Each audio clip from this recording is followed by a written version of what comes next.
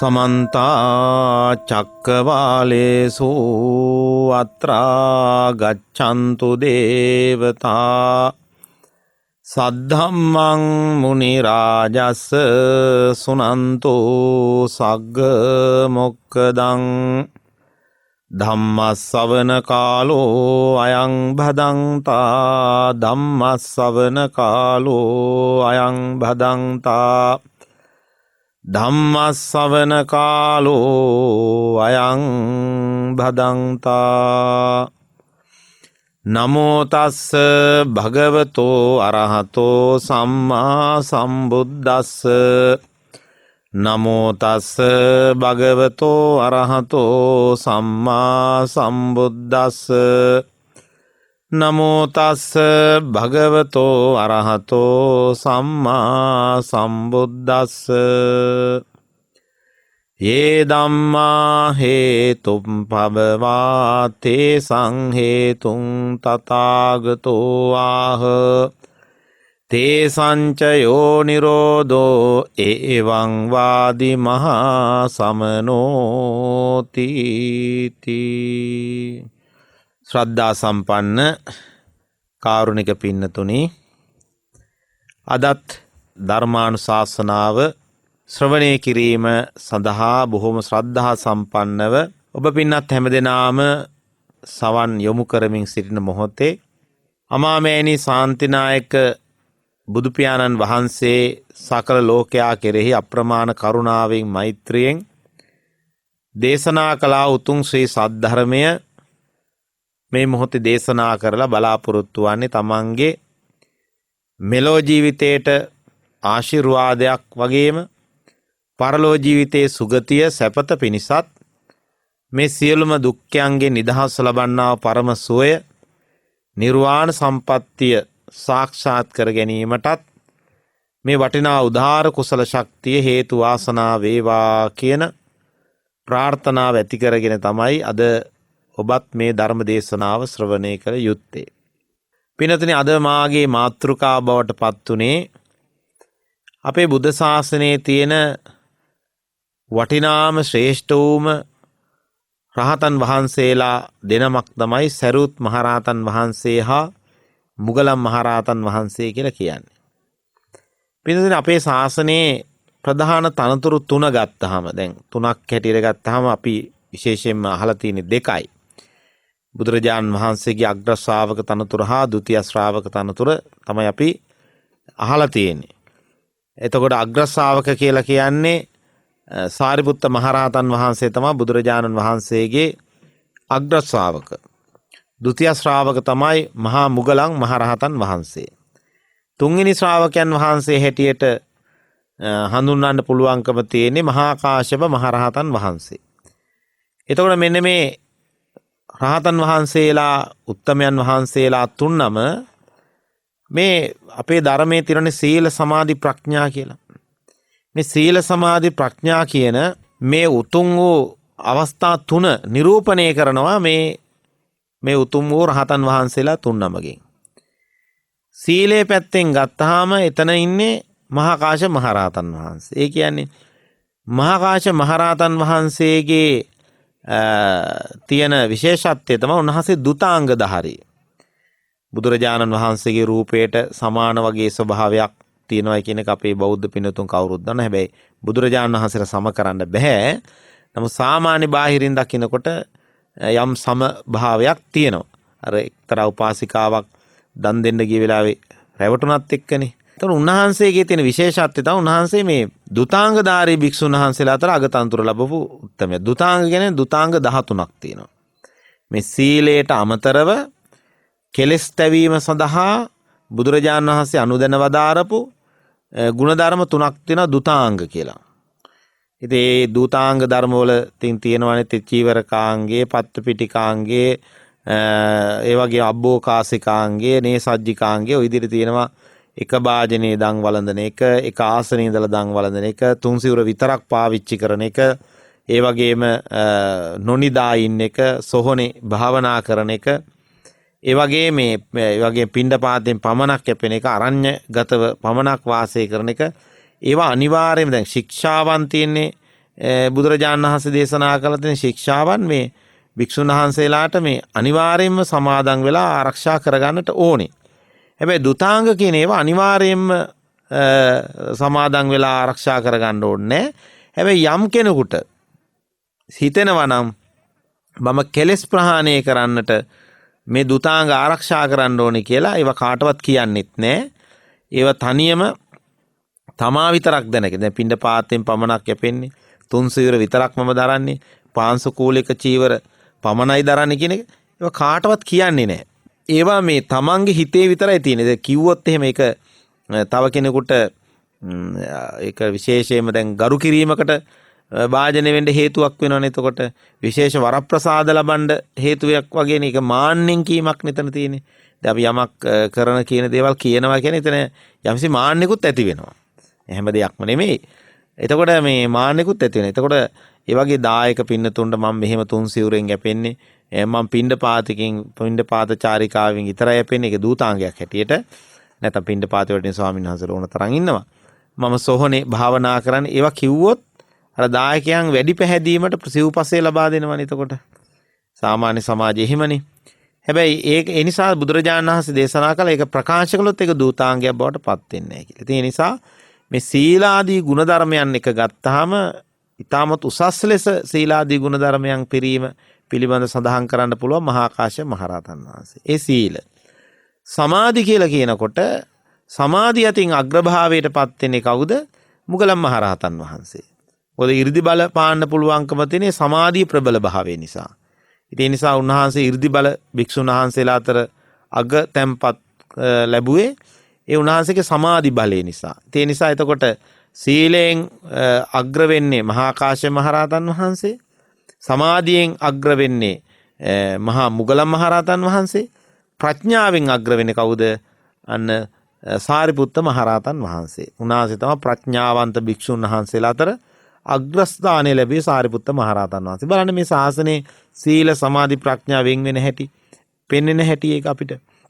එතකොට සීල සමාධි ප්‍රඥා යම්සි ආකාරයෙන් පෙන්눔 කරන අවස්ථා තුනක් තමයි මහා කාශ්‍යප මහරහතන් වහන්සේ, මුගලන් මහරහතන් වහන්සේ, සාරිපුත්ත මහරහතන් වහන්සේ. මොකද සාරිපුත්ත මහරහතන් වහන්සේට තරම් ප්‍රඥාවක් කිසියෙකුට මේ ශාසනයේ තිබෙන්නේ නැහැ. බුදුරජාන් වහන්සේ හැර ශ්‍රාවක සංඝරත්නය අතර ගත්තාම සාරිපුත්ත මහරහතන් වහන්සේ තමයි ප්‍රබලම තැනක ඉන්නේ ප්‍රඥාව අතින්, මහා කාශ්‍යප මහරහතන් වහන්සේ සීලය අතින්, මුගලන් මහරහතන් වහන්සේ සමාධිය අතින්. ওই විදිහට කාරණා පැහැදිලි කරන්න පුළුවන්කම තියෙනවා. දැන් මේ කාරණාව सिद्ध කරන්නට මේවා පාරමිතා පුරාගෙන එන්න ඕනේ. මේවා නිකම්ම ලැබෙන දේවල් නෙමෙයි. මහා කාශ්‍යප මහරහතන් වහන්සේ තත්ත්වෙට පැමිණියේ දීර්ඝ කාලයක් සංසාරේ පාරමීදම් පුරීමේ ප්‍රතිඵල. මුගලන් මහරහතන් වහන්සේත් එහෙමයි. සාරිපුත්ත මහරහතන් වහන්සේත් එහෙමයි. ඒතර අපි මේ සාංශාරික වශයෙන් මේ බෝධිපාක්ෂික ධර්ම පුරන්නට ඕනේ. දස පාරමිතාවන් පුරන්නට ඕනේ. නිකාම් අපිට මේ තත්ත්වයන් ලැබෙන්නේ නැහැ. දැන් සමාජයේ කෙනෙක් දියුණු ධනවත් භාවයට පත් වෙන්නත් නිකන් ධනවත් එක් බවට පත් වෙන්නේ නැහැ නේ. ඒ සංසාරේ පෙර කරපු කුසල් බලය නිසා. යම් කෙනෙක් යම් අඩුපාඩුවක් ඇති උපදිනවා නම් අංග විකල මන්ද බුද්ධික වෙලා යම් ආකාරයේ අඩුපාඩු ඇති ජීවිතයක් ලැබුණා නම් ඒ ලැබුණේ සංසාරේ කරපු අකුසල කර්ම විපාකයක් නිසා. ඒ නිසා කර්ම විශේෂ කියන එක හරියට බලපානවා. ඉතින් අපි මේ කර්ම රැස් කර ගැනීම නිවනට උපකාර වන වශයෙන් රැස් කරගත්තොත් ඒවට කියනවා පාරමිතා කියලා.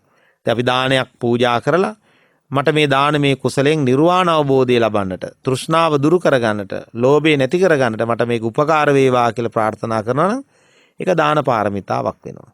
මගේ මේ සීලය නිවනට උපකාර වේවා, නිවන් දකින මේ සීලය මට උපනිශ්‍ය වේවා, උපකාර වේවා කියලා හිතලා සිල් සමාදන් වෙලා සීලය ආරක්ෂා කරනවා නම් ඒක සීල පාරමිතාවක් බවට පත් වෙනවා. යමක් අතහැරීමක් කරනවා නම් මේ අතහැරීම මම නිවනට උපකාරයක් වේවා මට කියන අදහසින් ඒ අතහැරීම කරන එක නෙක්ඛම්ම පාරමිතාවක් බවට පත් වෙනවා. ওই විදිහට ගත්තාම මේ පාරමී ධර්මයන් ගොඩ නැගෙනවා කියලා කියන්නේ ඒක නිවන අරමුණු කරලා සිද්ධ කරන්නා වූ කුසලයක් වීමමයි. ඒක විශේෂයෙන් තේරුම් ගත යුතු කාරණාවක්. අපේ මේ බුදුරජාණන් වහන්සේ පහළ වෙන්නට ඒකාසංකේය කල්පලක්ෂයකට පෙර පහළ වුණා බුදුරජාණන් වහන්සේ නමක් අනෝමදස්සී බුදුරජාණන් වහන්සේ කියලා. අපේ ඔය අටවිසි බුදුරජාණන් වහන්සේලා වන්දනා කරනකොට ඒ පිරිත සජ්ජායනා කරනකොට ඔය අනෝමදස්සී බුදුරජාන් වහන්සේගේ නම කියවෙනවා. එතන මේ ඒකාසංකේ කල්පලක්ෂයකට පෙර අනෝමදස්සී බුදුරජාන් වහන්සේ පහළ වෙන කාලේ එක්තරා ධනවත් පවුලක තරුණයෙක් හිටියා සරද කියලා. මේ සරද තරුණයා මහා ධනස්කන්ධයකට හිමිකම් කියපු තරුණයෙක්. මේ තරුණයා හොඳට සැපවත් ජීවිතයක් ගත කළේ. ධනෙ තියනවා කියන සැපවත් ජීවිතයක් ගත කළා. එකම දරුවා හැටියට හිටපු මේ දරුවා තරුණයා හැටියට ඉන්නකොට තමන්ගේ මව්පියන් දෙදෙනා අභාවයට පත් වුණා. විශාල ධනස්කන්ධයක් තමන්ට හිමිකම් දීලා තමයි අර මව්පියන් දෙදෙනා අභාවයට පත් වුණේ. මේ තරුණයා කල්පනා කළා මව්පියන්ගේ අභාවයෙන් පස්සේ අනේ මගේ අම්මා තාත්තා මොනතරම් ධනයක් රැස් කරගෙන මොනතරම් සැපවත් ජීවිතයක් ගත කළත් මේ සියල්ලම දාලා යන්නට සිද්ධ වුණා. කවදා හෝ මේ ජීවත් වෙන කෙටි කාලය තුළ මටත් මේ හා සමානව මිය පරලොව යන්න සිද්ධ වෙනවා. එතකොටත් මට මේ වස්තුව ධනය අතහරින්න සිද්ධ වෙනවා. මේවා එකක්වත් මට මරණින් පස්සේ රැගෙන යන්න පුළුවන්කමක් නැහැ. මේවා පරිහරණය කරන්නට විතරයි පුළුවන්කම තියෙන්නේ.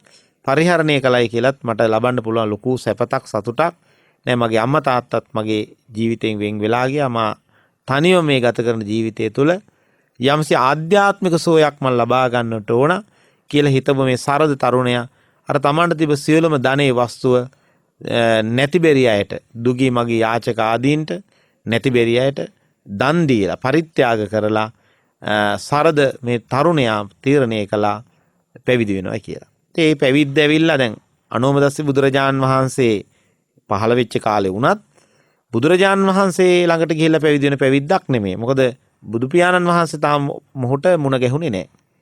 නිසා ඔහු තීරණය කළා මේ තාපස ප්‍රවෘජ්‍යාවක් ගත කරන්න. දැන් මේ බුදුරජාන් වහන්සේලා පහළ වෙන කාලවල විවිධාකාරී ශ්‍රමණ බ්‍රාහ්මණයෝ සමාජය තුළ ජීවත් වෙනවා. නිසා තාපසයෙක් හැටියට ජීවිකාව ගත කරන්නට ඕනයි කියලා තීරණය කළා. එක්තරා වනාන්තරයක තාපසාරාමයකට ගිහිල්ලා තාපසයන් වහන්සේ නමක් අභියස භාවනා කරන්න පටන් ගත්තා. මොන භාවනාවද? සමත භාවනාව. දැන් බුදුරජාණන් වහන්සේ අනුදැන වදාරන්නේ නිර්වාණ අවබෝධය ලබන්න පුළුවන් භාවනාව තමයි පින්නතුනේ විදර්ශනා භාවනාව. ඒක බුදු කෙනෙක් පමණක්ම දේශනා කරන දේශනාවක්.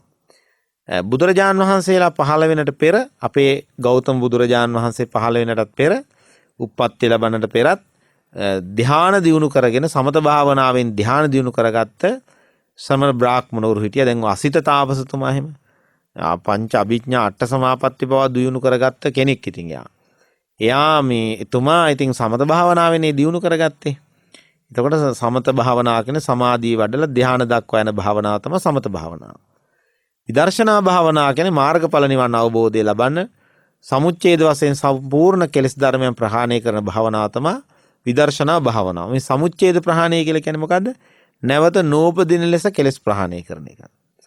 එතකොට දැන් ධානයකින් කරන්නේ සමත භාවනාව කළ ධානයේ තියෙන තාක්කල් කෙලෙස් යටපත් වෙලා තියෙන ධානය පිරිහෙන්න පුළුවන්. ඒකට කියන විස්කම්බන ප්‍රහාණය කියලා ඒක ධර්මයේ සඳහන් කරනවා.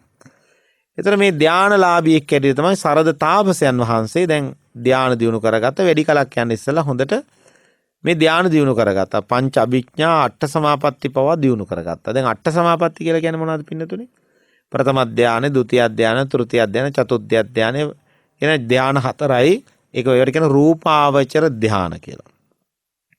රූපාවචර ධාන හතරයි, අරූපාවචර ධාන හතරයි. ආකාසඤ්ඤායතනේ, විඥානංචායතනේ, ආකින්චඤ්ඤායතනේ, නේව සංඥානා සංඥායතනේ. ඕකේ අරූප ධාන හතරනේ. ඒතර රූපාවචර ධාන හතරයි, අරූපාවචර ධාන හතරයි, අටයි. ඔකට කියනවා අට සමාපatti කියලා කියනවා. ඒවා දියුණු කරගන්න ඉතින් ලේසි නෑ. ඉතින් අපි මේ සමාජයේ ඉන්න කෙනෙකුට මේ ප්‍රථම ධානයේ තබා ප්‍රථම ධානයට ආසන්න උපචාර ආසන සමාධියට උපචාර සමාධියක්වත් ඉතින් දියුණු කරගන්නට බැරි තත්ත්වයක් නේ තියෙන්නේ. ඉතින් ඒ නිසා ඉතින් ඒවා දියුණු කරගන්නවා කියන එක ලේසි පහසු නෑ. ඉතින් ඒවට බොහොම විවේක පරිසරයේ ඒ වගේම සීල සංවර භාවය මේ ගොඩාක් දේවල් එකතු වෙච්ච තැන තමයි මේ සමාධියක් දියුණු කරලා ධානයකින් අරූප ධාන දක්වා දියුණු කරගෙන යන්නේ. ඉතින් තාපසයන් වහන්සේලාගේ අදහස තමයි පරම නිෂ්ඨාව. පරම සපත ධානය. ඒකෙන් ඉහළම ධානය නේව සංඥා නා සංඥායතනෙ කියන ධානය තමයි ඉහළම සපත. මොකද ඒක මිය පරලෝක ගියාට පස්සේ අරූප බඹතලයේ උප්පත්ති ලැබෙනවා. දැන් ඔය නේ සංඥා නා සංඥායතන අරූප බ්‍රහ්ම ලෝකයේ ආවුෂ මහා කල්ප 84000ක්. හිතන්නකො මහා කල්ප 84000ක් කියන්නේ කොච්චර කාලයක්ද කියලා. හැබැයි අරූප ධානයක් නිසා රූපයක් නැති සිත විතරක් උපදින බ්‍රහ්ම ලෝකයක්. ඒ නිසා රූපේ නැහැ. ඉතින් ඒ නිසා ඇස කන නාසය දිව ශරීරය නැති නිසා ඒ බ්‍රහ්ම ලෝකවල උප්පත්ති ලැබුවාම අර බුදු කෙනෙක් මේ මනුලෝ පහළ වුණත් බණක් අහන්න බෑ. ඒ රූපාවචර බ්‍රහ්මයන් නම් පුළුවන් රූපේ තියෙන ඒ බ්‍රහ්මයන් රූපේ තියෙනවා. අරූපාවචර බ්‍රහ්මයන් රූපයක් නැහැ. ඉතින් එතකොට සිත විතරයි. සිත විතරක් තිබ්බට බණ අහන්න බෑනේ. මොකද මේ කන රූපයෙන් හටගත්ත එකක් නේ. ඇස රූපයෙන් හටගත්ත එකක් නේ. එතකොට එහෙම බැලුවාම ඉතින් ඒ බ්‍රහ්ම ලෝකේ වැඩක් නැහැ. ඒගොල්ලෝ හිතන එක පරම නිෂ්ඨාව කියලා. නමුත් බුදු පියාණන් වහන්සේ දේශනා කළ අර මහා කල්ප 84000ක් ගත කළත් අවසානයේ නැවතත් මේ කාම ලෝකෙට පැමිණෙනවා. ඉතින් එහෙන වැඩක් නැහැ නේ ඉතින්. නැවත නෝපදින ලෙස කෙලෙස් ප්‍රහාණය කරන එක තමයි සමුච්ඡේද ප්‍රහාණය. ඒක තමයි විදර්ශනා භාවනාවෙන් කරන්නේ. ඒක තමයි බුදුරජාණන් වහන්සේ අනුදැන වදාරුවේ. දැන් මෙතන මේ කාරණාව අපි පැහැදිලි කරගමුකෝ. එතකොට දැන් මේ සාරද තාපසයන් වහන්සේ ඉතින් හොඳට භාවනා කරගෙන අට සමාපatti දක්වා දියුණු කරගෙන ඉන්නකොට ඒ එතුමාගේ තියෙන ධ්‍යාන බලයත් එක්කලා ශිෂ්‍යෝ ටික ටික එන්න පටන් ගත්තා. ටික ටික ශිෂ්‍යෝ දැන් වැඩි වෙනවා. මේ ශිෂ්‍ය පිරිස වැඩි වෙනවා 74000ක් පවන ශිෂ්‍ය පිරිසක් ඔහුට එකතු වෙනවා මේ මහා මුළු වනාන්තරයේම පුරාම ඔවුන් විවිධ තැන්වල භාවනා යෝගීව කටයුතු කරනවා. මෙහෙම ඉන්න දවසක තමයි තථාගත බුදුරජාණන් වහන්සේ මහා කරුණා සමාපත්තියට සමවැදිලා ලෝකයේ දෙස බලනවා මං කාටද පිහිට වෙන්නේ කියලා. අපි එතකොට මේ අනෝමදස්සේ බුදුරජාණන් වහන්සේ මේ අතීත කතාව පැහැදිලි කරන්නේ. උන්වහන්සේ බලනවා ලෝකයේ දෙස බලනකොට මේ සරද තාපසයන් වහන්සේ දකිනවා. ඔහුට පිහිට වෙන්නට ඕනේ. ඔහු හොඳ බුද්ධිමතෙක්, හොඳ පරිවාර සම්පත්තියක් තියෙන කෙනෙක්. ඔහු හොඳ ප්‍රාර්ථනාවක් කරන්නට පුළුවන්කම තියෙන කෙනෙක්. නිසා ඔහුට පිහිට වෙන්න ඕනේ කියලා දවසක් අර ශිෂ්‍ය පිරිස කිසිවෙක් නැති මොහොතක ඔවුන් පිණ්ඩපාතේ සඳහා බැහැරට වැඩම කරපු මොහොතක අර ආරාමයේ සරද තාපසයන් වහන්සේ පමණක් ඉන්න මොහොතක් බලලා අනෝමදස්සේ බුදුරජාන් වහන්සේ එතෙන්ට 이르දීන් වැඩම කරනවා. වැඩම කළාට පස්සේ බුදුරජාණන් වහන්සේ දකිනවා. සරද තාපසයන් වහන්සේ බුදුරජාණන් වහන්සේ දකිනවා. බුදුරජාණන් වහන්සේ දැක්කට පස්සේ අර භාග්‍යවතුන් වහන්සේගේ තියෙන මහා පුරුෂ ලක්ෂණ දකිනවා.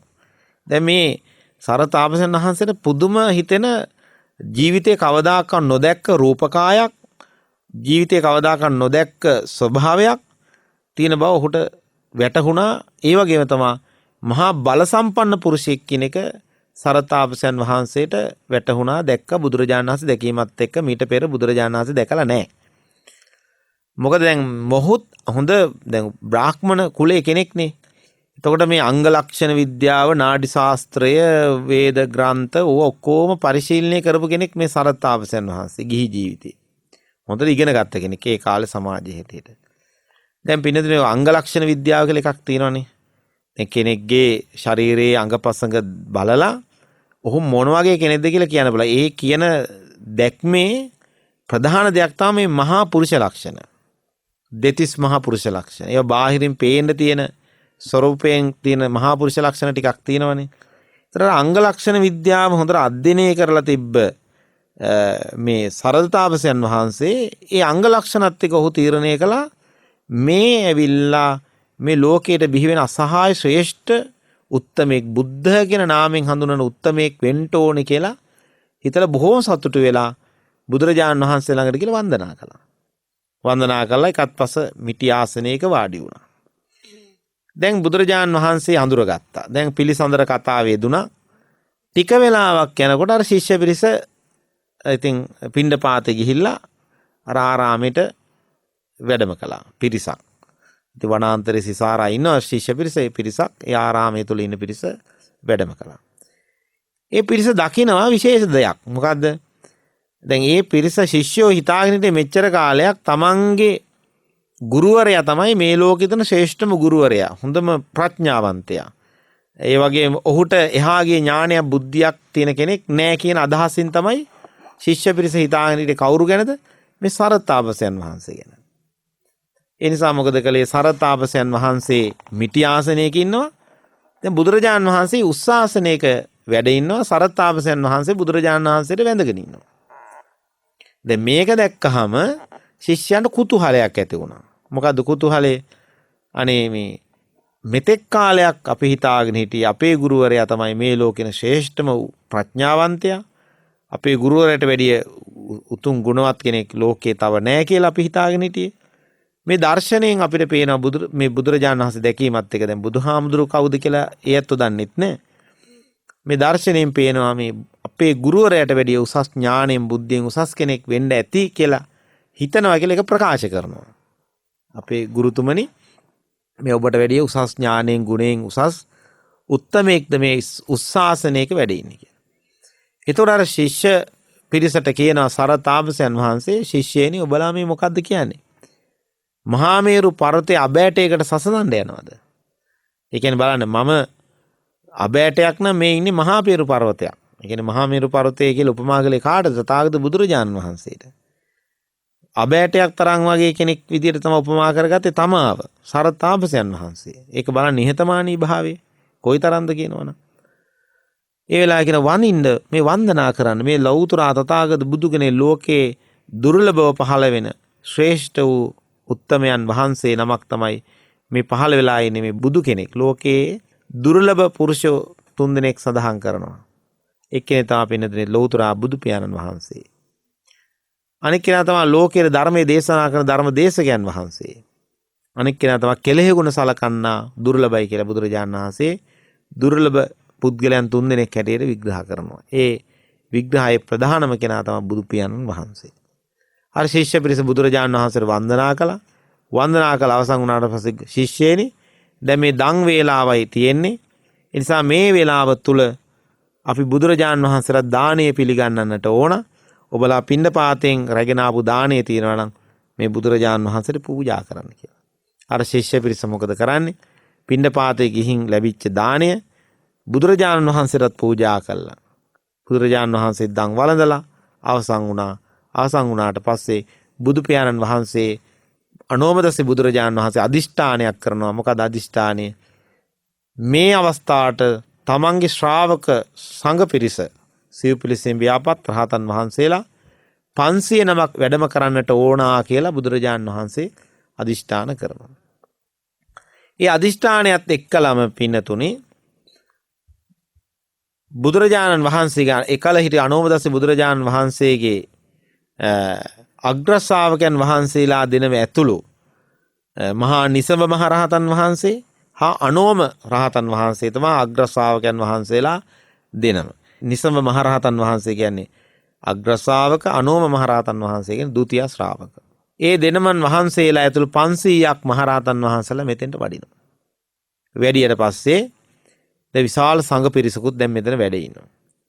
දැන් සරත් තාපසයන් වහන්සේ දකිනවා මේ බුදුරජාණන් වහන්සේ අග්‍ර ශ්‍රාවකයන් වහන්සේලා දෙනම ඇතුළත්ව 500ක් මහරහතන් වහන්සේලා වැඩ ඉන්නවා. දැන් උන්වහන්සේලාට දැන් වැඩ ඉන්න හරියම ආසනයක්වත් නැහැ. උන්වහන්සේලා නික්ලේශී උත්තමයෝ. ඒ නිසා තීරණය කළා අපි මේ බුදුරජාණන් වහන්සේ ඇතුළු මහා සංඝරත්නයට ආසන පූජාවක් කරන්නට ඕන කියලා අදිෂ්ඨාන කරලා ශිෂ්‍යයන්ට කියන ඔබලා මේ මහා වනයේ සිසාරා පුළුවන් නම් සුවඳවත් වූ වර්ණවත් වූ මල් රැගෙන ඇවිල්ලා ආසන සකස් කළා අපි පුෂ්පාශන පූජාවක් සිද්ධ කරමු කියලා ශිෂ්‍යයන්ට මතක් කළා. එක මොහොතකින් අර 74000ක් වූ ශිෂ්‍ය පිරිස ෂණයකින්ම 이르දියෙන් අහසට පැන නැගලා වනාන්තරයේ සිසාරා සුවඳවත් වර්ණවත් මල් අරගෙන ආවා. බලන්න කොච්චර අද වර්තමාන කාලෙත් අපේ සමාජයේ බොහෝ පිරිසක් බුදුරජාණන් වහන්සේ ඇතුළු මහා සංඝ රත්නයට ඊ타ත්ම වර්ණවත් අලංකృత මල් ආසන, ඒ වගේම ධර්මාසන, ඒ වගේ බුදුරජාණන් වහන්සේගෙන් ඔය රුවන්වැලි සෑයෙම මහා පූජාවන් සිද්ධ කරනවා. බලන්න ඉදත් ඒ අතීතයේ එවැනි පූජාවන් සිද්ධ කළා තියෙනවා. අර ශිෂ්‍ය පිරිසේ මල් අරගෙන ඇවිල්ලා පැමිණියාට පස්සේ බුදුරජාණන් වහන්සේට ඊ타මත් අලංකృత මල් ආසනයක් සකස් කරනවා. දෙපැත්තෙන් අග්‍ර ශ්‍රාවකයන් වහන්සේලාට මල් ආසන දෙකක් සකස් කරලා මල් අතුරනවා පින්නතුනේ. මල් අතුරලා පිටුපසින් මහා සංඝරත්නයේ වැඩ ඉන්න මල් ආසන සකස් කරන මල් අතුරලා ඒ ඊ타ත්ම සුවඳවත් වර්ණවත් අලංකෘත මල් වලින් ඒ ආසන සකස් කරලා දීලා බුදුරජාන් වහන්සේ තුළ මහා සංඝරත්නයට ආරාධනා කරනවා සරද තාපසයන් වහන්සේ ගිහිල්ලා ස්වාමීනි මේ ආසන මස්තකේ වැඩ ඉන්න සේක්වා අපිට අනුකම්පා පිණිස. තථාගත බුදුරජාණන් වහන්සේ ඇතුළු අග්‍ර ශ්‍රාවකයන් වහන්සේලා දිනමැතුළු ඒ 500ක් මහරහතන් වහන්සේලා පුෂ්පාසන මතට පැන නගිනවා වැඩ ඉන්නවා. බුදු පියාණන් වහන්සේ අදිෂ්ඨාන කරනවා සියලුම රහතන් වහන්සේලාට අදිෂ්ඨානයේ දැනෙනවා අපි මේ තාපසයන් වහන්සේ තුළ මේ ශිෂ්‍ය පිරිසට අප්‍රමාණ කුසලයක් අත්පත් කරගන්නට නම් ඒ අත්පත් කරලා දෙන්නට ඕන කියන අදහසින් බුදුරජාණන් වහන්සේ තුළ මහරහතන් වහන්සේලා නිරෝධ සමාපත්තියට සමවදිනවා. ඒක ඉතින් බුදු කෙනෙක් මහරහතන් වහන්සේ නමක් සමවදින උත්තම සමාපත්තියක් තමයි නිරෝධ සමාපත්තිය කියලා කියන්නේ. ජීවත්ව ඉන්නකොට නිවන් සුව විඳීමක්. සිත නිරුද්ධ කරලා. දින 7ක් ඒ සමාපත්තිය තුළ ඉන්නවා. ඒ කියන්නේ හිත ශරීරයෙන් ඉවත් කරනවා, නිරුද්ධ කරනවා. ඉවත් කරනවා කියන්නේ නිරුද්ධ කරනවා. එතකොට ශරීරයට දැන් සාමාන්‍ය අපේ සමාජයේ කතාවට කිව්වොත් එහම අර කෙනෙක් මැරෙනකොට වෙන්නේ හිත ශරීරයෙන් අයින් වෙනවනේ. එතකොට ඉතින් අපේ කෙනෙක් නම් ඉතින් මිනිස්සෙක් මැරුණාට පස්සේ හිත ශරීරයෙන් අයින් වුණාට පස්සේ ඉතින් ආයි හිත ශරීරයට එන්නේ නැහැ. හැබැයි නිරෝධ සමාපත්තියේදී වෙන්නේ නැවත දින 7කින් ශරීරයට සිත ආයි ඇතිල් වෙලා නැගී හිටිනවා. අර දින 7ම ඉතින් සිත නැහැ. ඒ සිත නැති අවස්ථාව සිත කියන්නේ සිත නිරුද්ධ කරලා නිවන් සුව විඳින්නේ මේ. පිරුණාම් පෑමෙන් පස්සේ විඳින නිවන් සුවේ ජීවත් ඉන්නකොට විඳිනමක් තමයි මේ කරන්නේ. ඉතින් අපිට දුකක් තියෙනනේ තාම. ඉතින් රහතන් වහන්සේ නමක් වුණත් දුකක් තියෙන මොනවද? පංචස්කන්ධයේ දුක. දැන් අපිට පංච උපාදානස්කන්ධයේ දුක තියෙන්නේ. ඉතින් ඒක ගැඹුරු දේශනාවක්. ඉතින් පෘථග්ජනයන් හැටියට තියෙන පංච උපාදානස්කන්ධයේ දුක. රහතන් වහන්සේලාට තියෙන උපාදාන නැහැ. සියලුම තෘෂ්ණාමාන දිට්ඨි වශයෙන් තියෙන උපාදාන ඔක්කොම ප්‍රහාණය කරලා තියෙන. දැන් පංචස්කන්ධයක් විතරයි පවතින්නේ. ඉතින් ඒකද රූප ශරීරයක් තියෙනවානේ. ඉතින් ඒකෙන් නිදහස් වෙන්නේ යම් දවසකද ඒ කවදද? ඒ නිදහස් වෙන්නේ පිරිනවම් පාපු දවසට. ඒ පිරිනවම් පෑමෙන් පස්සේ ලැබෙන නිවන් සෝය තමයි මේ මොහොතේ දින 7ක් ඒ විඳින්නේ. ඒකට තමයි නිරෝධ සමාපත්තිය කියලා කියන්නේ. මේ නිරෝධ සමාපත්තියට සමවැදිලා ඉන්නකොට ඔන්න දැන් සමවැදුණා. බුදුරජාණන් වහන්සේ තුළු අර 500ක් මහරහතන් වහන්සේලා අග්‍ර ශ්‍රාවකයන් වහන්සේලා දෙනම ඇතුළු ඒ රහතන් වහන්සේලා නිරෝධ සමාපත්තියට සමවැදුණා. දැන් සරද තාපසයන් වහන්සේ කල්පනා කළා මේ මොහොත තුලත් මම තවත් කුසලයක් කරගන්නට ඕනේ කියලා හිතාගෙන ඊ타මත්ම අලංකෘත මල් වලින් හදපු ඡත්‍රයක් කුඩයක් වර්ණවත් සුවඳවත් මල් වලින් හදපු කුඩයක් ඡත්‍රය කියන්නේ කුඩයක් සකස් කරගෙන අර බුදුරජාන් වහන්සේට ඉහළගෙන ඉන්නවා. දැන් එතුමා දැන් බුදුරජාන් වහන්සේ තුළ මහා සංඝරත්නය දැන් නිරෝධ සමාපත්තියට සමවැදිලා ඉන්නේ. කිසිම හැලහොල්මනක් නැහැ, හිත නැහෙනි. පින්නතර මේ හිත තියෙනවනේ අපිට බඩගින්න, පිපාසය, වේදනාව, දුක, සතුට ඔක්කොම දෙන හිතත් එක්කලානේ. හිත නැත්තම් එහෙම එකක් නැහැ. ඉතින් මේ නිවන් සුවේ නිවිදින්නේ. හැබැයි සරතාපසයන් වහන්සේ වෙනේ. සරතාපසයන් වහන්සේ එහෙම කෙනෙක් නෙමෙයිනේ. එයා ප්‍රකෘති සිහියෙන් අර බුදුරජාන් වහන්සේට ඡත්‍රය හිලගෙන බුදුගුණ මෙනෙහි කරමින් දින 7ක් පුරාවටම ඉන්නවා. අනිත් ශිෂ්‍ය පිරිස මොකද කරන්නේ? ආහාර ගන්න වෙලාවට පිණ්ඩපාතේ වඩින වෙලාවට පිණ්ඩපාතේ වැඩලා අනික් වෙලාවට බුද්ධ ප්‍රමුඛ මහා සංඝරත්නය ඉදිරියේ වැඳගෙන ඉන්නවා. නැවත ඉතින් ආහාර ගන්නකොට නැගිටලා ආහාර ගිහිල් අරගෙන පිණ්ඩපාතේ ගිහිල්ලා ඇවිල්ලා වළඳලා ආයි ඉඳගෙන වැඳගෙන ඉන්නවා. හැබැයි ආහාරයක්වත් ගන්න නැහැ කවුද? මේ සරතාපසයන් වහන්සේ. එතනින් ඉවත් වෙන්නෙම නැහැ. අර ඡත්‍රය අතට අරගෙන ගිහිලගෙන ඉන්නවා. ඉතින් දින 7ක් निराහාරව. ඉතින් ඒ සතුටනේ.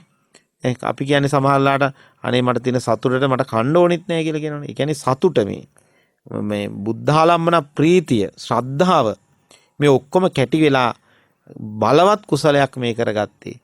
ඉතින් බුදුරජාණන් වහන්සේ දින 7ක් සමාපත්තියේ ඉඳලා සමාපත්තිය නැගී හිටියා. නැගී හිටියට පස්සේ සරතාපසයන් වහන්සේත් එතනින් ඉවත් වෙලා බුදුරජාණන් වහන්සේ අනුදැනව දෑරුවා ඉස්සල්ලාම මේ පුෂ්පාසන පූජාවේ ආනිසංසය දේශනා කරන්න කියලා. කාටද? අර බුදුරජාණන් වහන්සේගේ අග්‍ර ශ්‍රාවකයන් වහන්සේ වෙන මහා නිසම මහරහතන් වහන්සේට අනුදැනව දෑරුවා මේකේ ආනිසංස දේශනා කරන්න කියලා. උන්වහන්සේ ආනිසංස දේශනා කළා. කවුරුත් මගඵල නිවන් අවබෝධ කරගත්තේ නැහැ. ඊට පස්සේ අනෝම මහරහතන් වහන්සේ ආනිසංස දේශනා කළා. ඒ දේශනාවත් හොඳ ශ්‍රවණය කළා. නමුත් කවුරුත් අධිගමයකට මාර්ගඵලයකටපත් උන්නේ මේ සියලු කාරුණු කාරණා කැටි කරගන්න මේ කරගත්තා වූ මේ කුසල බලය ආනිසංස පුෂ්පාසන පූජාවේ ආනිසංස දැන් අපිත් දානයක් පූජා කළා දාන ආනිසංස දේශනා කරනවා. කටින පින්කම් කළාම කටිනානිසංස දේශනා කරනවා. ඒ වගේ හැම පින්කම ආනිසංස තියෙනවනේ පින්නතුනේ. මේ පුෂ්පාසන පූජාවේ ආනිසංසත් එක්කලම ඊටමත් ගැඹුරු දහම් දේශනාවකට ක්‍රමක්‍රමයෙන් ඇතුල් වුණා. ඒ කියන්නේ දේශනාවක් ආරම්භ කළා ටික අර ආනුපුබ්බී දේශනාව කියලා තියෙනවා. දාන කතා, සීල කතා, සග්ග කතා, කාමානං ආදීනවානං කතා විදිහට පිළිවෙලක් තියෙන චතුරාර්ය සත්‍යයෙන් ඊට පස්සේ මේ දානේ ආනිසංස, සීලේ ආනිසංස, දාන කතා, සීල කතා, සග්ග කතා, සග්ග කියන දිව්‍ය ලෝක, මනුස්ස ලෝක සැප සම්පත් ලැබෙනවා මේ ආනිසංසයෙන් කියලා සඳහන් කළා. එතනින් එහාටත් යනවා. ඊට පස්සේ කාමී ආදීනව. දැන් අපි එහෙම කරන අඩුයිනේ ඉතින් දිව්‍ය ලෝක සම්පත්, මනුස්ස ලෝක සම්පත් ගැන කියන විතරයි. එතනින් එහාට ඉතින් ඒකේ අනිත්‍ය දුක්ඛ භාවය එහෙම කියන්නේ නැහැ, දේශනා කරන්නේ නැහැ.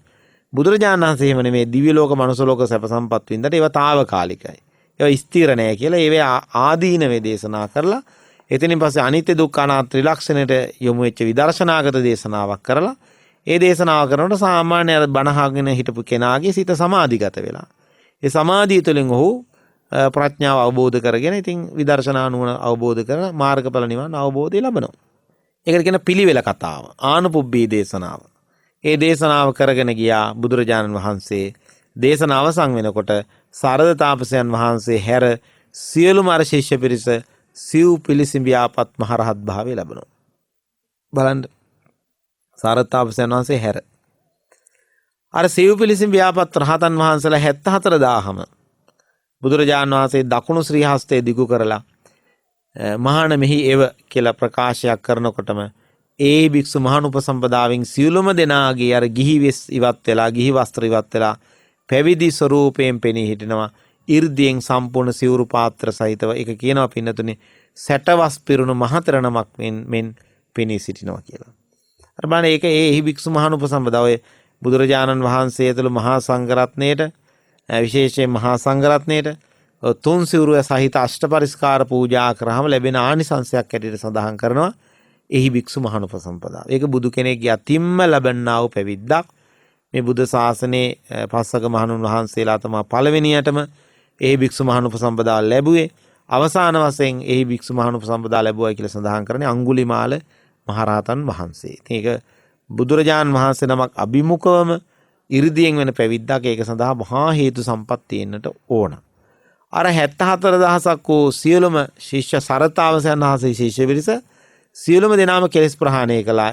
이르දි බල සහිත අර්ථ ධම්ම නිරුත්ති පටිභාන සහිතව සිව් පිළිසින් ව්‍යාපත් රහත් වුණා. සියලු දෙනා පැවිදි කළා. දැන් මෙතන පැවිදි වුණේනවත් නැති අරහත්ත්වයකට සෝවාන් ඵලයටවත්පත් වෙච්ච නැති එකම කෙනා තමයි කවුද? සරද තාපසයන් වහන්සේ. මොකද එයා බණ අහුවේ සිහියෙන් නෙමෙයි. ඒ වෙලාවේ ඔහුට බණ අහනවට වැඩිය දෙයක් තිබ්බ වෙතන. ඒක තමයි දැන් මෙතනින් පෙන්눔 කරන්නේ. මේ දේශනාවේ සඳහන් කරන ඒ කාරණා. මොකද්ද? සරද තාපසයන් වහන්සේ බුදුරජාණන් වහන්සේ ළඟට ගිහිල්ලා නැගිටලා ළඟට ගිහිල්ලා වන්දනා කළා. මෙන්න මේ ප්‍රකාශයක් කරනවා. මොකද්ද ප්‍රකාශය? ස්වාමීනි බුදුරජාණන් වහන්සේ වහන්සේ ඇතුළු මහා සංඝරත්නය වෙනුවෙන් අපි පුෂ්පාසන පූජාවක් සිද්ධ කළා. ඒකේ ආනිසංස ශ්‍රවණය කළා. දින 7ක් මම ඔබ වහන්සේට निराහාරව වීරියෙන් ශ්‍රද්ධාවෙන් ඡත්‍රයක් මල් වලින් සකස් කරපු ඡත්‍රයක් එහිලගෙන දින 7 පුරාටම ශ්‍රද්ධාවෙන් බුදුගුණ මෙනෙහි කරමින් වාසය කළා. මේ කුසල බලයෙන් දැන් අහනවා මේ ඊට පෙර අහනවා මේ බුදුරජාණන් වහන්සේගේ ස්වාමීනි මේ ඔබ වහන්සේගේ දකුණු පසින් ඉන්නේ කවුද? මේ අග්‍ර ශ්‍රාවකයන් වහන්සේ කවුද? මේ තමයි මගේ අග්‍ර ශ්‍රාවක මහා නිසඹ මහා ස්තවරයන් වහන්සේ මහරහතන් වහන්සේ. උන්වහන්සේ තමයි මගෙන් පසු මේ ධර්ම ආඥාව ලෝකයට පැහැදිලි කරන්නේ කියලා මේ බුදුරජාණන් වහන්සේ එදා අනෝමදස බුදුරජාණන් වහන්සේ උන්වහන්සේගේ අග්‍ර ශ්‍රාවකයන් වහන්සේ ගැන වර්ණනාවක් කරනවා. ඒ දෙසම බලාගෙන සිටපු මේ සරද තාපසයන් වහන්සේට මාර්ගඵලයකටපත් වෙන්නවත් අවස්ථාවක් ආවේ නැහැ. මොකද ඔහුගේ හිතේ තිබ්බේ මොකද? මටත් බුද්ධ ශාසනයක මෙවැනි තනතුරක් ලැබෙන්න ඕනේ කියන හිතම තිබ්බ නිසා අර මාර්ගඵලයකටවත් එන්න බැරි වුණා. ඉතින් අර පූජාව ආනිසංස ගැන කියලා මම මෙහෙම පින්කමක් කළා. ඔබ වහන්සේටත් මෙහෙම මල් වලින් ඡත්‍රයක් ඉහිලගෙන හිටියා. මේ ආනිසංස බලයෙන් ස්වාමිනී බුදුරජාණන් වහන්සේ මං කිසිවක් ලෞකික දෙයක් පතන්නේ නැහැ. මටත් බුද්ධ ශාසනයකදී ලෝතර බුදුරජාණන් වහන්සේ නමකගේ අග්‍රස්සාවක තනතුරක් ලබන්නට මම ප්‍රාර්ථනා කරන ස්වාමිනී මේ කුසල බලෙන් ඒ ප්‍රාර්ථනා මට ඉෂ්ට සිද්ධ වේවා කියලා මම ප්‍රාර්ථනා කරනවා. ඒ ප්‍රාර්ථනා සමෘද්ධ වෙනවද ඉෂ්ට සිද්ධ වෙනවද කියලා අනෝමදස බුදුරජාණන් වහන්සේගෙන් සරතාපසයන් වහන්සේ විමසුවා. ඒ අවස්ථාවේ බුදුරජාණන් වහන්සේ වදාරනවා එසේ සරතාපසයන් වහන්සේ ඔබගේ ප්‍රාර්ථනාව ඉතා හොඳින් සමෘද්ධයටපත් වෙනවා සමෘද්ධ වෙනවා. මෙයින් ඒකාසංකේ කල්පලක්ෂයකට පසුව බුදුරජාණන් වහන්සේ නමක් පහළ වෙනවා. ඒ තමයි ගෞතම සිද්ධාර්ථ ගෞතම නමින් බුදු කෙනෙක් පහළ වෙනවා.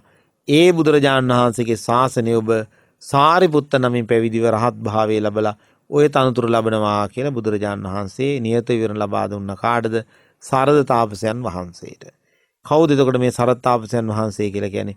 අපේ සාරිපුත්ත මහරහතන් වහන්සේ. ඔතනින් තමයි පින්නතුනේ එදා මුලින්ම බුදු කෙනෙක්ගෙන් නියත විවරණ අරගෙන ආරම්භ වුණේ මමත් මේ අග්‍ර ශ්‍රාවක තනතුර ප්‍රතනවා කියලා. ඉතින් ඊට පෙර ඉඳන් කාලෙක ඉඳන් ඉතින් ප්‍රාර්ථනා කරගෙන ඉන්නත් පුළුවන්. අර බුදුරජාණන් වහන්සේ නමක් ඉදිරියේ අග්‍ර ශ්‍රාවක තනතුර ඉස්සල්ලාම නියත විවරණ ගත්තේ මේ අනෝමදස්ස බුදුරජාණන් වහන්සේ කාලේ. දැන් මොකද කළේ? බුදුරජාණන් වහන්සේ ඒ නියත විවරණ ලබා දුන්නා. එතනින් පස්සේ බුදු පියාණන් වහන්සේ වැඩම කළා 74500ක් දැන්. ඇයි බුදුරජාණන් වහන්සේ සමග වැඩම කරපු 500ක් වූ මහරහතන් වහන්සේලා අග්‍ර ශ්‍රාවකයන් වහන්සේලා සමග ඇතුළු අනිකුත් 74000ක් වූ රහතන් වහන්සේලා පිරිසත් එක්ක 이르දියෙන් බුදුරජාණන් වහන්සේත් එක්ක වැඩම කළා. සරතාපසයන් වහන්සේ තනි වුණා. මේ සරතාපසයන් වහන්සේ කල්පනා කළා ඊට පස්සේ අනේ මම ලොකු ප්‍රාර්ථනාවක් කළේ කියලා හරිය සතුටින් කුසල් කරගෙන යන අතරේ දවසක් ඔහු මුණ ගැහෙන්න යන ඔහුගේ ගිහි කාලේ හිටව යාළුවෙක් සිරිවඩ්ඩ කියලා. ඒක මුලින්ම සඳහන් කළේ නෑ පින්නතුනි. මේ සරතාපසයන් වහන්සේ පැවිදි වෙන්න යනකොට තමගේ යාළුවටත් කතා කළා සිරිවඩ්ඩටත්. නමුත් ඔහු ඉතින් පැමිණියේ නෑ. අනේ මගේ දෙමාපියෝ දෙන්න තාම ඉන්නවා. ඕන්ට උපස්ථාන කරන්න ඕනේ. උන් නැති කාලෙක මම ඔබ වැනි තත්යකටපත් වෙන්නට ආධ්‍යාත්මය සොයා ගන්නට මං එන්නම් කියලා තමයි ප්‍රකාශ කළේ. ඉතින් මේ වෙලාව මතක් වුණේ ඔහුව. ඔහු ළඟට ගිහිලා කිව්වා මේ සියලුම පින්කම් ගැන කිව්වා. සරතාපසයන් වහන්සේ සිරිවඩ්ඩ කියන තමගේ යාළුවට බුදුරජාණන් වහන්සේ දැකීමේ සිට සිදුවෙච්ච සියලුම සිද්ධාමේ පැහැදිලි කළා. පැහැදිලි කළාට පස්සේ ඔහු ප්‍රකාශ කළා අනේ යාළුවය මිත්‍රය මටත් බුදුරජාණන් වහන්සේ දකින්න ඕනි මට දන් දෙන්න ඕනි කියලා ඉල්ලීමක් කළා. බුදුරජාණන් වහන්සේ බැහැ කළා මටත් ආරාධනා කරලා දෙන්නට වඩම්මලා දෙන්න බුදුරජාණන් වහන්සේ මටත් දන් දෙන්න ඕනි කියලා. මේ සිරිවඩ්ඩ කියන තරුණයාගේ මිත්‍රයාගේ ආරාධනාවත් එක්කලා බුදුරජාණන් වහන්සේ ආරාධනා කළා සරතාපසයන් වහන්සේ ගිහිල්ලා ස්වාමීනි මගේ මිත්‍රයාටත් ඔබ වහන්සේට දන් දෙන්න ඕනේ කියලා ආරාධනා කරනවා කියලා. එදා ඒ සිරිවඩ්ඩ කියන තරුණයා බුදුරජාණන් වහන්සේ ඇතුළු මහා සංඝරත්නයට දින 7ක් දන් දුන්නා. ඔහු කලේ මොකක්ද දන්නවද? දින 7ක් දන් දුන්නා. කොහොමද දුන්නේ? ඔහුගේ නිවස ඉතාමත් අලංකෘත ලෙස පිරිසුදු ලෙස මිදුල සකස් කරලා සුදු වැලි අතුරලා අදපස් මල් අතුරලා නිල් මල් වලින් ආසන සකස් කළා. සම්පූර්ණම සරතාපසයන් වහන්සේගේ මිත්‍රයා වෙච්ච මේ සිරිවඩ්ඩ කියන මේ තරුණයා නිල් මල් වලින්ම ආසන සකස් කළා. බුදුරජාණන් වහන්සේ තුළු මහා සංඝරත්නයේ වඩා හිඳුවාගෙන දින 7ක් දන් දුන්නා. නිකන් නෙවෙයි දවස් 7ක් එක දිගටම දන් දුන්නා.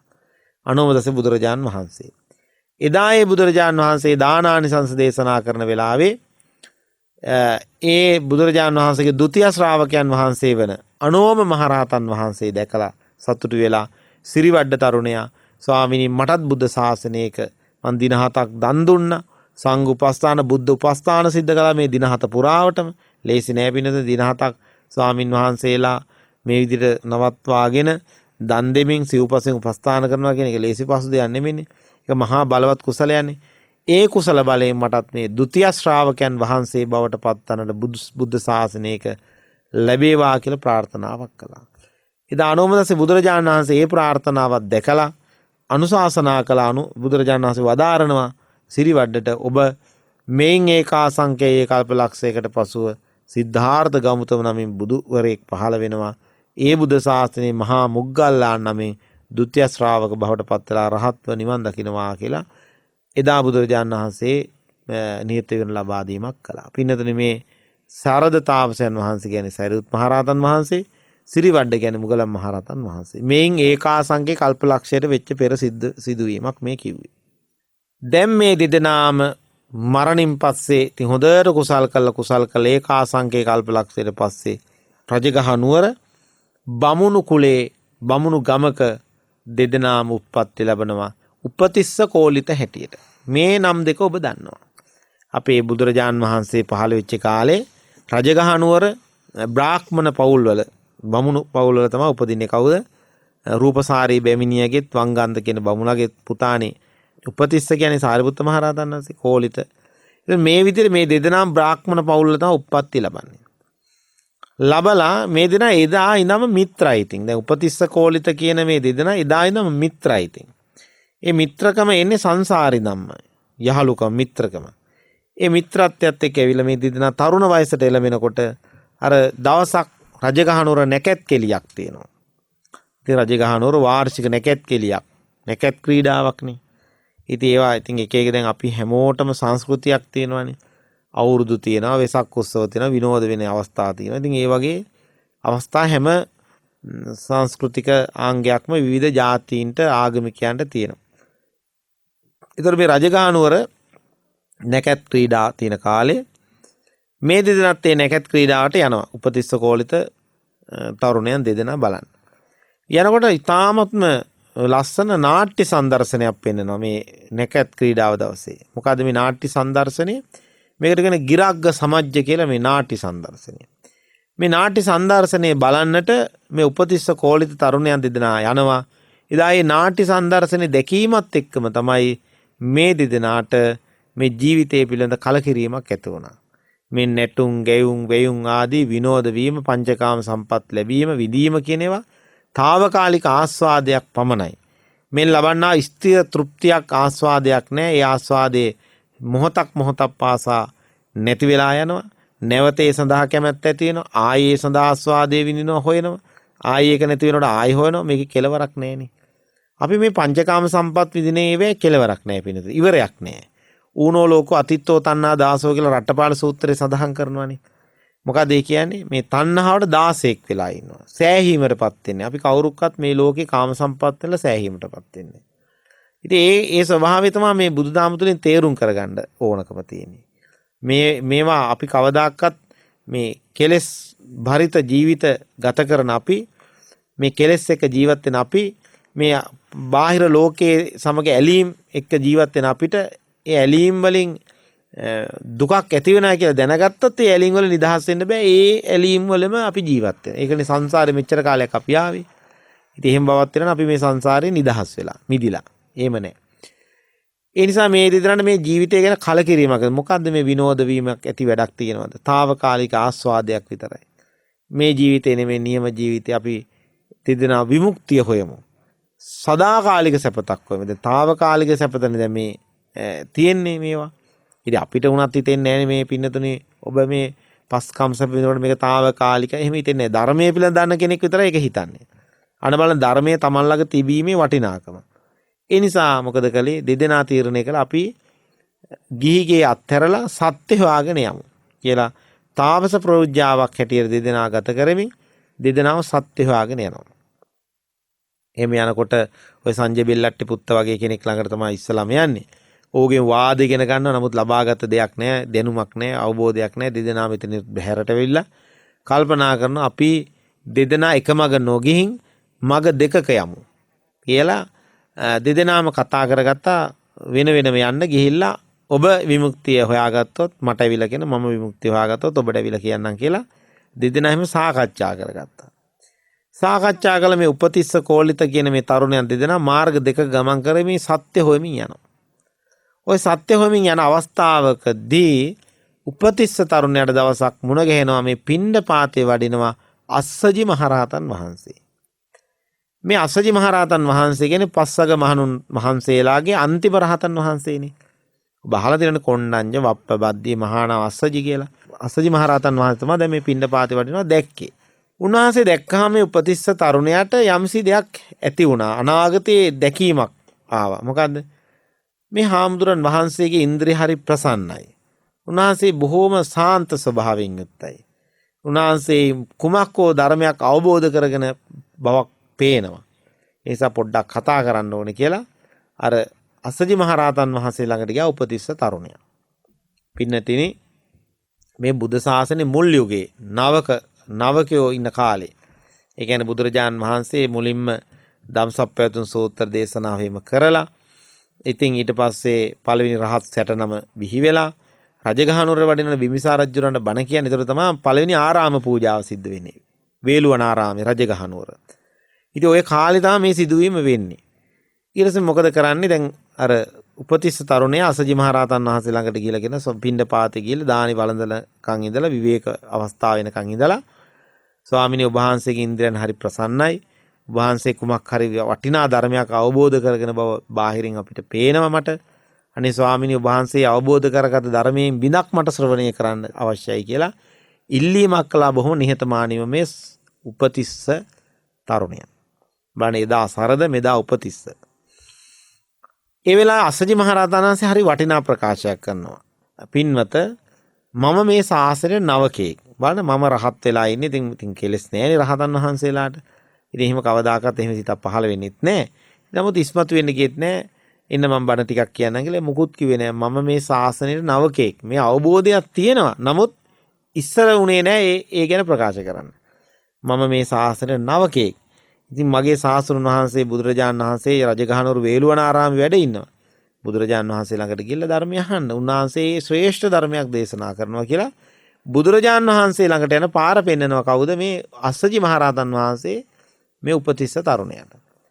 උපතිස්ස තරුණයා ඒ වෙලාවේ එතකන්වත් ඉන්න බෑ ඔහුට. ඔහු කියනවා නෑ නෑ ස්වාමීනි මට එච්චරවත් ඉන්න බෑ. ඒ දහමේ සාරාංශයක් මට කියන්න. ඒ ධර්මයේ මොකද්ද කියන එක මට පැහැදිලි කරන්න කියලා ප්‍රකාශ කරනකොට මර පෙරැත්ත නිසා නැවත නැවත ඉල්ලීම් කරන නිසා උපතිස්ස තරුණයාට අස්සජි මහරහතන් වහන්සේ එක ගාථාවක් දේශනා කළේ. ඒ ගාථාව තමයි පින්නතුනි මම මාතෘකා හැටියට දේශනා කළේ. යේ ධම්මා හේතුප්පබවා තේසං හේතුන් තථාගතෝ ආහ තේ සංචයෝ නිරෝධෝ ඒවං වාදි මහා සමුනෝ. මේකේ තියෙන්නේ සම්පූර්ණ විදර්ශනා හේතුඵල ධම. යේ ධම්මා හේතුප්පබවා යමක් හේතුන්ගේ යමක් ඵලයක් වෙනවද හේතුන්ගෙන් හටගත දෙයක්. යමක් හටගන්නේද හේතු නිසා තමයි හටගන්නේ. එතකොට හේතු ප්‍රත්‍යයෙන් හටගන්නා යමක් වෙද්ද ඒ අනිත්‍යයි දුකයි අනාත්මයි ත්‍රිලක්ෂණයට භාජනය වෙනවා. අර මුලින්ම දේශනාවේ මම සඳහන් කළේ සමත විදර්ශනා කියලා. විදර්ශනාව කියන්නේ ඒක තමයි. අනිත්‍ය දුක්ඛ අනාත්ම වශයෙන් මේ සීල සංස්කාර ධර්මයන් දකින්න ඕනේ. අනිත්‍ය කියන්නේ වෙනස් වෙනවා. දුකයි අනාත්මයි. අපිට ඕන විදිහට මට ඕන විදිහට Tamanට ඕන විදිහට පවත්වන්න බෑ. මේකක්වත් බෑනේ. ඒක තමයි බුදුරජාණන් වහන්සේගේ දේශනාව. මේ ලෝකේ සියල්ලම හටගෙන තියෙන හේතු ප්‍රත්‍යයෙන් හටගත්ත හැම දෙයක්ම අනිත්‍ය දුක්ඛ අනාත්ම ත්‍රිලක්ෂණයට භාජනය වෙනවා කියලා විදර්ශනාගත දේශනාවක් කරනකොටම උපතිස්ස තරුණයා සෝවාන් ඵලයටපත් වුණා. සෝවාන් සිත මාර්ගඵල චිත්තේ පහළ වුණා. ඒ පහළ වෙනකොට අවබෝධය Tamanටම දැනෙනවා. අවබෝධය ලැබෙනවා Tamanට. එතකොට මේ බාහිරින් කවුරු කියන්න ඕනේ ඔන්න දැන් ඔයා සෝවාන් වෙලා එහෙම කියන්න ඕනේ. ඒ අවබෝධය Tamanටම ලැබෙනවා. ලැබීමත් එක බොහෝ ප්‍රීතියෙන් අනේ ස්වාමීනි මට අවබෝධ වුණා කියලා උන්වහන්සේට වැඳලා ඊට පස්සේ ගියේ කවුරු හොයාගෙන කෝලිත තරුණයා හොයාගෙන ගියා. කෝලිත ළඟට ගිහිල්ලා කිව්වා යාළුවෝ මම ධර්මයේ හොයාගත්තා. ඈතදීම කෝලිතට හිතෙනවා අනේ මගේ යාළුවා හරි සතුටින් ඉන්නේ අද කුමක් හරි ධර්මයක් දැනගෙන හොයාගෙන තමයි මේ ඉන්නේ කියලා ඌට හිතෙනවා. ඒ වගේම මේ උපතිස්ස තරුණයා කෝලිත තරුණයාට කියනවා මම ධර්මයේ හොයාගත්තා කියලා මේ ගාථාව දේශනා කරනකොට ඔහුත් සෝවාන් ඵලයටපත් වෙනවා. මේ සෝවාන් ඵලයටපත් වෙච්ච උපතිස්ස කෝලිත මේ තරුණයන් දෙදෙනා මොකද කරන්නේ? බුදුරජාණන් වහන්සේ හොයාගෙන යනවා. බුදුරජාණන් වහන්සේ වෙලාවේ මහා සංඝරත්නය සමග අනුශාසනා කරමින් ඉන්නකොට ඈතදීම මේ දෙදෙනා දැකලා කියනවා මහණෙනි අර එන්නේ මගේ අග්‍ර ශ්‍රාවකයන් වහන්සේලා දෙනම කියලා. ඉතින් බුදුරජාණන් වහන්සේ ළඟට ගියා ස්වාමීනි අපි පැවිදි කරන්න අපිට ධර්මයේ තවදුරටත් දේශනා කරන්න කියලා. බුදුරජාණන් වහන්සේ ඒ භික්ෂු මහානුපසම්පදා මේ දෙදෙනා පැවිදි කළා. උපතිස්ස කෝලිත නම් ඉවත් වෙලා සාරිපුත්ත මොග්ගල්ලාන කියන නාමයේ භාවිතා වුණා. ඊට පස්සේ දෙදෙනාම රහත් භාවය ලැබුවා. ඉතින් මේ බුද්ධ ශාසනයේ තනතුරු ලැබුවා. බලන්න සාරිපුත්ත මහරහතන් වහන්සේ ලැබුත් තව තනතුරක් වෙනවා. ඉවසීමේ භික්ෂුන් වහන්සේලා අතර අග්‍රස්ථානයි. අන්න කොච්චර වටිනා දෙයක්ද කියලා දැන් එදා වුණත් ඒ වගේම නිහතමානී භික්ෂුන් වහන්සේලා අතර ගත්තත් උන්වහන්සේ තමයි අග්‍ර වෙන්නේ. ඉවසීම ගත්තත් උන්වහන්සේ අග්‍ර වෙන්නේ. ප්‍රඥාව ගත්තත් උන්වහන්සේ අග්‍ර වෙන්නේ. එදා බුදුරජාණන් වහන්සේ අභිධර්ම දේශනා කරනකොට දිව්‍ය ලෝකේ ඒ දේශනාවේ සාරාංශය දේශනා කළේ සාරිපුත්ත මහරහතන් වහන්සේ. ඒ තරම් ප්‍රඥාවක් තියෙනවා. ඉතින් ඒ නිසා ඒ සාරිපුත්ත මහරහතන් වහන්සේ ප්‍රඥාවන්ත භික්ෂුන් වහන්සේලා අතර අග්‍රස්ථානය ලැබුවා. එදා වුණත් මොනතරම් ප්‍රඥාවක් තිබෙද සරතාපසයන් වහන්සේ හැටියට අනෝදසේ බුදුහාඳුර අඳුර ගැනීම, උන්වහන්සේට යටහත් පහත්වර පුෂ්පාසන පූජාවක් සිද්ධ කිරීම, ඔය කියන කාරණා ගුණධර්ම බලන්න කොච්චර සාංශාරික වශයෙන් ඒවා ඇවිල්ලා තියෙනවද කියලා. පැවිදිලා රහත්ලා තනතුරු ලැබුවා. සමහර අය චෝදනා කළා බුදුරජාණන් වහන්සේ මුහුණ බලලා තනතුරු දෙනවා කියලා. මේ අලුත් අය ඉන්නදී නවකයෝ ඉන්නදී මේ පැරණි අය ඉන්නදී නවකයන්ට දුන්නා කියලා. ඒ සාරිපුත් මොග්ගලන් මහරහතන් වහන්සේලා ශාසනය ඇතුළත් වෙනකොට ඒ වෙනෝ රහතන් වහන්සේලා බොහෝ පිරිසක් බිහි වෙලා. පරණ ජේෂ්ඨයන්ට දෙන්නේ නැතුව මේ තනතුරු දෙනවා කියලා චෝදනා කළා බුදුරජාණන් වහන්සේට මේ පසු ආපු අයට. බුදුරජාණන් වහන්සේ ඒ වෙලාවේ පැහැදිලි කළා මේ තනතුරු දෙක මම මේ මූණ බලන්නේ මේ දුන්නේ සංසාරේ ඉඳන් මේ දෙන්න මේ පුරාගෙන ආපු දෙයක් කියලා අර අතීත කතා ප්‍රවෘත්ති බුදුරජාණන් වහන්සේ වදාරන්නට යෙදුණා. ඒ නිසා මහා ගුණවන්තයෝ දෙදෙනෙක් සරියුත් හාමුදුරුවෝ මොග්ගලන් මහරහතන් වහන්සේ. මේකට මම තව දෙයක් එකතු කරන්න ඕනේ. එකතු කළා දැන් අපිට කාලේ ඉක්මව ගිය නිසා මේ දේශනාව අවසන් කරන්නට ඕනේ. ඔය සරියුත් මහරහතන් වහන්සේ සෑමදාම රාත්‍රී නිින්දට යන්නට පෙර සරියුත් මහරහතන් වහන්සේ හැමදාම මේ වන්දනා කරනවා, දිසා නමස්කාරයක් කරනවා. සරියුත් මහරහතන් වහන්සේ හැමදාම මේ දිසා නමස්කාරයක් කරනවා නිින්දට යන්නට පෙර. එතකොට මේ සාරිපුත්ත මහරහතන් වහන්සේ රාත්‍රී නිින්දට යන්නට පෙර දිසා නමස්කාරයක් කරනවා කියලා චෝදනාවක් එනවා. මේ චෝදනාව බුදුරජාණන් වහන්සේට ගිහින් කියන එක්තරා භික්ෂුවක් හැමදාම තාම මේ සාරිපුත්ත හාමුදුරුවෝ මේ දිසා නමස්කාරය කරනවා කියලා. ඔය බමුණන්ගේ තිබ්බනේ අර දිසා සදිසා නමස්කාරය කියලා එකක්. එතකොට අර සිංහාල පුත්‍ර කතාව තියෙනවනේ සිංහාලෝවා සූත්‍රය එහෙම. එතකොට මේ බමුණු ගතිය තාම ඇරලා නැහැ සරියුත් හාමුදුරුවෝ. තාම උන්වහන්සේ දිසා නමස්කාරය කරනවා කියලා චෝදනාවක් කළා. ඉතින් බුදුරජාණන් වහන්සේ මේ ඇත්ත සැටියෙන් දන්නව. නමුත් අර සමාජයට කියන්නත් එපා මේක පිරිස ඉදිරියේම මේක මේ මතය දුරලන්නට ඕනේ. ඒ නිසා බුදුරජාණන් වහන්සේ කිව්වා වහාම සාරිපුත්තට එන්න කියන්න කියලා. එන්න කියන්න කියලා විශාල සංඝ පිරිසක් ඇඳවලා අහන බුදුරජාණන් වහන්සේ සැබෑ සාරිපුත්ත ඔබ තාම දිසා නමස්කාරය කරනවද? මේ ඔබට චෝදනාවක් තියෙනවා කියලා. ඒතර බුදුරජාණන් වහන්සේ ඉදිරියේ සාරිපුත්ත මහරහතන් වහන්සේ වදාරණ ස්වාමීනි මම දිසා නමස්කාරයක් කරන්නේ සෑමදාම රාත්‍රියේ නිින්දට යන්නට පෙර මම ඉස්සලම බලන මගේ ශාස්ත්‍රුන් වහන්සේ බුදුරජාණන් වහන්සේ කොහෙද වැඩ ඉන්නේ කියලා. උන්වහන්සේ ඉන්න පැත්ත බලලා මම ඒ බුදුරජාණන් වහන්සේ ඔබ වහන්සේ ඉන්න පැත්ත බලම වන්දනා කරනවා ඉස්සල්ලාම. ඊට පස්සේ මම බලනවා මම දහම මුලින්ම ඉගෙන ගත්තේ කාගෙන්ද? ඒ මගේ ගුරුවරයා තමයි අස්සජි මහරහතන් වහන්සේ. මුල්ම උපතිස්ස තරුණ හැටියට මුල්ම බණපදේ අහලා සෝවාන් උනේ කාගෙන්ද? ඒ අස්සජි මහරහතන් වහන්සේගේ බණපදේ "යේ ධම්මා හේතුප්පබවා තේසං හේතු තථාගතෝ ආහ" කියන බණපදේ අහලා තමයි මම සෝවාන් ඵලයටපත් උනේ, ධර්ම අවබෝධය ලබාගෙන මේ ධහම අවබෝධ කරගත්තේ මගේ පළවෙනිම ගුරුවරයා. ඒ නිසා උන්වහන්සේ කොහෙද වැඩ ඉන්නේ කියලා බලලා උන්වහන්සේ වැඩ ඉන්න පැත්ත හැරිලා වන්දනා කළා තමයි මම රාත්‍රී නිින්දට යන්නේ. ඒ නිසා මෙන්න මේකයි මම ස්වාමීනි සිද්ධ කරන්නේ. මම දිසා නමස්කාරයක් කරන්නේ, මම කරන්නේ ගුරු ගෞරවය. මගේ ශාස්ත්‍රුන් වහන්සේට වන්දනා කරනවා. මගේ ගුරුවරයා අස්සජි මහරහතන් වහන්සේට මම වන්දනා කළා තමයි මම සැතපෙන්නේ. අර චෝදනා කරු භික්ෂුන් වහන්සේලාට ඉන්නට බැරි වුණා. දාඩිය දාන්න පටන් ගත්තා. ඇඟ වෙවුලලා ගියා. ඊට පස්සේ බුදුරජාණන් වහන්සේ දේශනා කළ සාරිපුත්ත මෙන්න මේ අයට සමාව දෙන්න කියලා. ඒ භික්ෂුන් වහන්සේට සමාව දුන්නා නැත්නම් ලොකු හානියක් සිද්ධ වෙනවා. ඉතින් ඒ විදිහට මේ සාරිපුත්ත මහරහතන් වහන්සේ කියන මහා ගුණවන්තයෙක්, මහා නිහතමානී උත්තමයෙක්. ඉතින් ඒ නිසා මේ මහා ගුණ කදම්බය අපි මේ වෙලාවේ ගරු කරන්නට ඕනි, අනුස්මරණය කරන්නට ඕන. එහෙනම් අද මේ දේශනාව තුළ මා පැහැදිලි කළේ මේ සංසාරේ මේ තනතුරු මේව ලබා ගන්න පාරමිතා පුරාගෙන ආපු හැටි. බුදුරජාන් වහන්සේ ඉදිරියේ මේ අග්‍රශාවක තනතුරු ලබන්න මේ බුද්ධ ශාසනයේ අතීතයේ අනෝමදස්ස බුදුරජාන් වහන්සේ කාලේ ඉඳන් ආපු ගමනක් කියන එක ඔබට පැහැදිලි කරන්නට ඕන. ඒ නිසා පින්නතුනේ අපිත් බුදුපසේ බුදු මහරහත් භාවයේ එක බෝධියක් ප්‍රාර්ථනා කරනවා නම්, ඒ කියන්නේ තුන්තරා බෝධිය කියන්නේ ඒකනේ.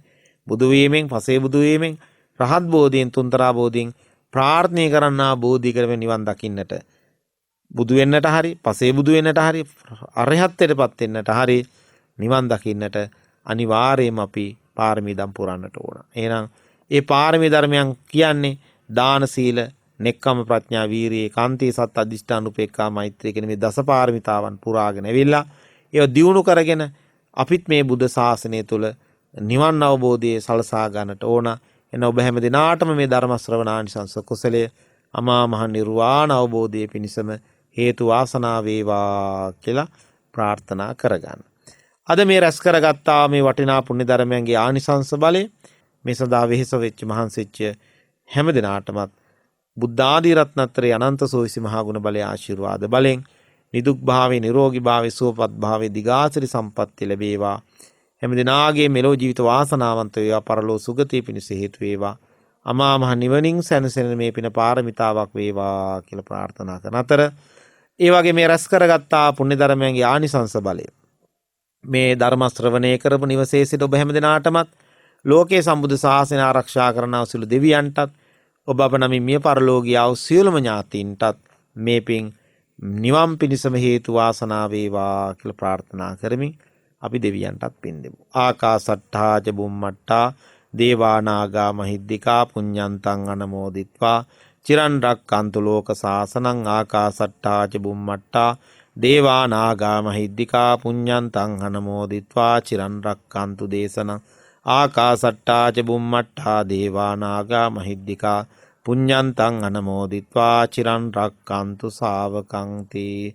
ධර්ම ශ්‍රවණානිසංස බලෙන් හැම දිනාටම උතුම් ධර්මාබෝධයේම චතුරාර්ය සත්‍ය අවබෝධයේම ලැබේවා. තෙරුවන් සරණයි.